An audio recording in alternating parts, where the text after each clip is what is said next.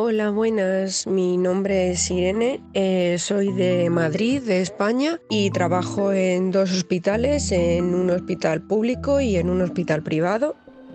El 31 de diciembre de 2019, en pleno festejo de Año Nuevo en el mundo occidental, se reportaban en China 27 casos de pacientes con neumonía de origen desconocido. El 11 de marzo de 2020, la Organización Mundial de la Salud, por los niveles alarmantes de propagación y gravedad del brote de coronavirus, decidió decretar el estado de pandemia. Mi nombre es Cristian y soy enfermero en Buenos Aires, Argentina. Estás escuchando Enfermería, relatos de primera línea. Mientras en el lugar donde trabajo empezábamos a recibir los primeros casos de pacientes con coronavirus, me preguntaba cómo estaban viviendo la pandemia colegas de otras partes del mundo. En enfermería estamos acostumbrados a lidiar, en general, con las mismas patologías alrededor del mundo y con cierta estabilidad en la cantidad de pacientes, recursos, personal y camas disponibles. Con el coronavirus, esa estabilidad se perdió. Los recursos escasean en todos lados y en algunos lugares no se les da a los trabajadores de salud los elementos que necesitan para protegerse.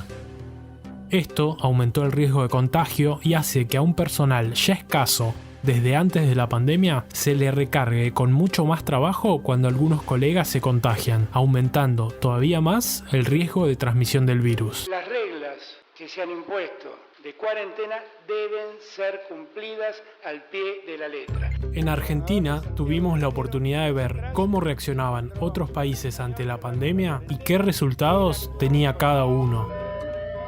Pero en otros países la pandemia llegó mucho más rápido y la capacidad de respuesta se redujo muchísimo. Estos episodios tratan de contar experiencias de enfermeros de todo el mundo y cómo vive su trabajo cada uno, desde los recursos que tiene a su vida después de una guardia. Cada episodio va a estar protagonizado por un profesional diferente. En el primer episodio, Irene desde Madrid, España.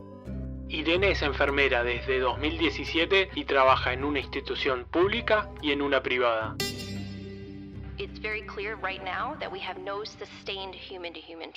En el hospital privado estoy en planta de posquirúrgicos, que actualmente está el hospital entero lleno de pacientes con coronavirus, y en el hospital público trabajo en la planta de neurología, neurocirugía, pero que también se está convirtiendo todo el hospital en un hospital de pacientes con COVID-19. Yo suelo trabajar de tarde y de noche y el turno de trabajo pues dura unas 7 horas las tardes y 10 horas las noches. Muchos de los pacientes visitaron o trabajaban en el mercado mayorista de mariscos de Wuhan. Pues cuando conocí por primera vez la palabra coronavirus, que salió en las noticias y en tantísimos sitios, pues la verdad es que yo pensé que era algo que, pues una enfermedad simple que iban a pasar, pues como suele ser la gripe aquí en España. Se confirma el primer caso de coronavirus en España. Y que no iba a tener mayor trascendencia. La verdad es que nunca pensé que iba a llegar aquí a España y se iba a montar sí, todo lo que ha llegado y que iba a ser declarada pandemia. España ha pasado de amanecer ayer con solo un caso de coronavirus a contar con Cuando 10. empezamos todo esto, el coronavirus, en el hospital público, pues es que la verdad que fue muy poco a poco, porque la planta de neurología y neurocirugía era eso, planta de ictus, planta de pacientes neurológicos, pero poco a poco empezaron a salir pacientes positivos. Nosotras nos asustamos porque, claro, nosotras al fin y al cabo estábamos muy en contacto con ellos, pensábamos que lo íbamos a coger. Muchas de las enfermeras y auxiliares lo han cogido, son positivas y están en sus casas de baja, pero ya llegó un momento en el que toda la planta se transformó completamente en planta COVID positivo, por lo que se empezó a trabajar de manera diferente. Auxiliares y enfermeras de la mano, con espejos fuera. Eso quiere decir que una enfermera y un auxiliar se vestía y se quedaba dentro de la habitación, y una enfermera y un auxiliar se queda fuera ayudando a las que están dentro, dando todo lo que necesiten de material, cualquier cosa. Desde ese momento los médicos empezaron a participar mucho más con nosotras. Si ellos se metían en la habitación a revisar un paciente y veían que tenían que ponerle medicación y ninguna de nosotras estaba vestida, el médico por sí solo lo hacía, le ponía la medicación, le tomaba la tensión, le hacía un electro, le sacaba una analítica. Se hace todo en conjunto, mano a mano. Tienes que trabajar codo con las auxiliares, con todo el mundo, no tenemos personal. Hay muchísimas compañeras que se están dando de baja. Esas bajas no se están pudiendo cubrir porque casi no hay personal en el paro para contratar. Así que somos nosotras mismas, las enfermeras de la misma planta, las que estamos cubriendo esas bajas. Nos piden doblar, ¿nos los están pagando como horas extra? Sí, pero muchas veces no te compensa el cobrar más con el riesgo que estás sufriendo.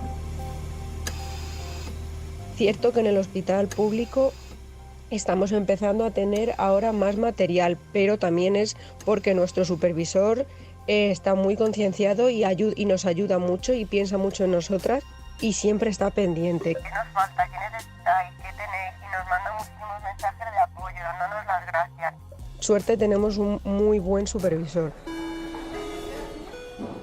Las guardias, la verdad es que pues se hacen largas, no se hacen largas en cuestión de que no pasan las horas, porque cuando te quieres dar cuenta se te está acabando el turno, te tienes que volver a vestir para ponerte para dar las siguientes medicaciones, pero sí son pesadas por la cantidad tan grande de trabajo que hay y que los pacientes, muchos de ellos que tenemos están demenciados, están desorientados, se ponen muy nerviosos, entonces pues es duro, es muy duro. Además se pasa bastante mal cuando ves pacientes que no son tan mayores, pacientes de 70 años para arriba que no son candidatos a UCI, no son candidatos a RCP porque no hay capacidad en las UCIs para tantos pacientes. Entonces es cierto que se empieza a hacer un poco de cribaje en cuestión a la calidad de vida que tenía ese paciente y que va a poder tener después, porque es que no se da abasto.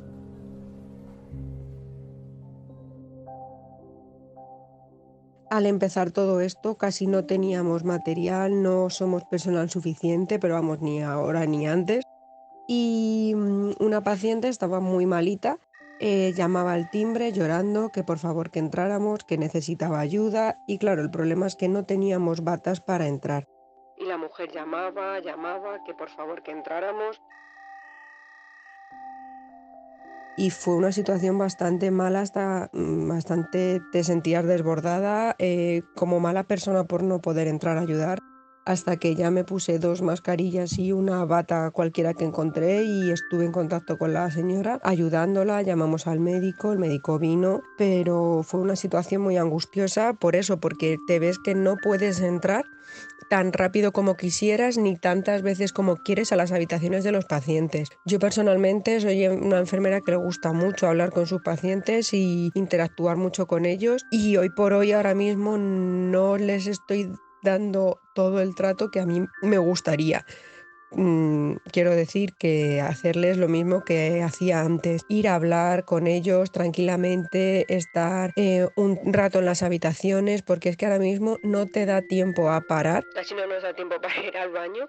O sea que no nos da tiempo casi a parar entre cada habitación porque los pacientes se complican muy fácilmente y muy rápido y se ponen muy malitos, entonces no te puedes entretener tanto como quisieras.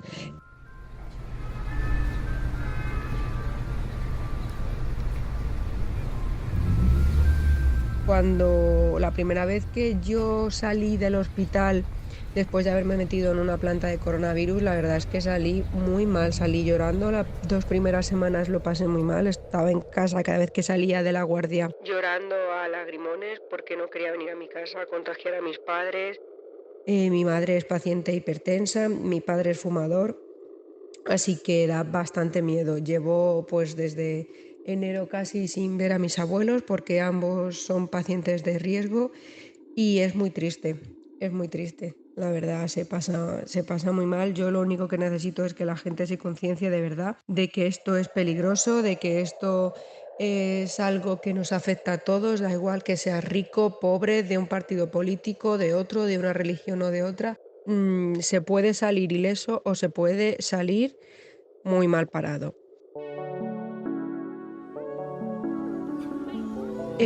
Cuando estoy en casa, la verdad es que estoy muy poco tiempo porque entre los dos hospitales o estoy metido en una o estoy metido en el otro.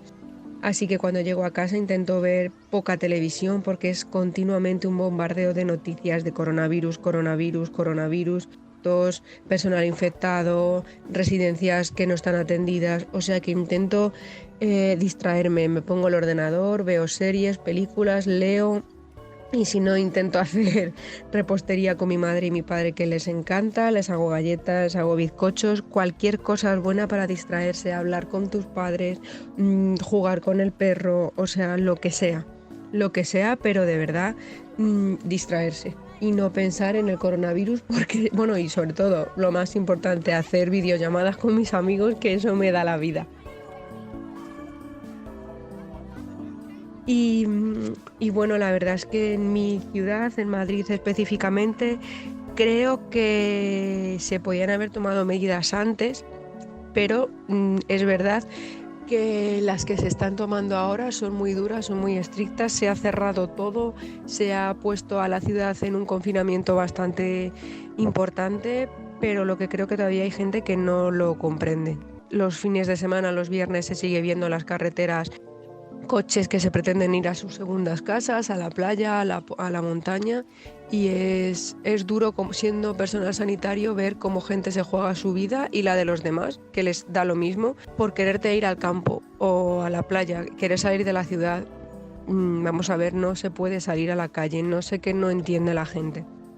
Poco a poco, si se va tomando conciencia, se va ya entendiendo la gente lo que es, cómo funciona.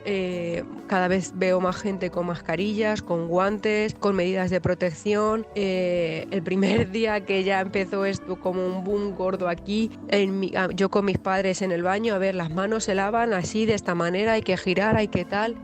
A mi abuela por teléfono. Se les intenta dar todas las explicaciones posibles para, dentro de lo que cabe, para que no se alarmen, pero que se intenta hacer lo posible para que todo esto acabe bien, acabe pronto sobre todo, y volvamos todos a la normalidad.